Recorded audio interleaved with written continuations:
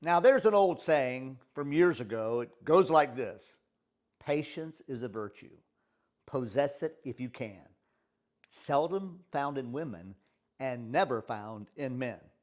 Now, I know that's a little tongue in cheek, but let's be real. Patience is hard for all of us. Now, about 7 years ago, we were on the beaches of Daytona, and one of our kids was going through an incredibly tough time.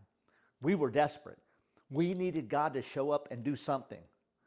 And my wife walked out to the beach alone, dropped to her knees in the sand, and prayed, God, I'm not leaving here until you tell me my child's going to be okay.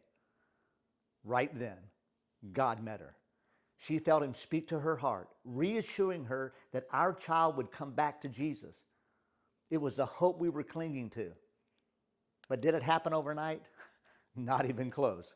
We went through another 7 years of heartache, struggles, and moments where it felt like all hope was slipping away. It was brutal, but through it all, we kept believing God was working even when we couldn't see it.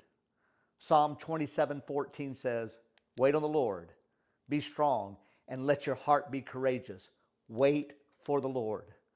Waiting is hard, especially when you see God moving in someone else's life who hasn't been waiting nearly as long. My wife jokes when that happens, hey, wait, you cut in line. It's not your turn yet. But here's what I've learned is that God is so much bigger than our circumstances. He knows exactly what we need, even when our timing doesn't line up with His. Our lives, our family, our situation are all in His hands. Colossians 3:12 says, put on patience. Now, while I've always thought of patience meaning that toward others, this journey has taught me it's also about having patience with God's timing. Because let's be honest, most of the time, I want answers right now.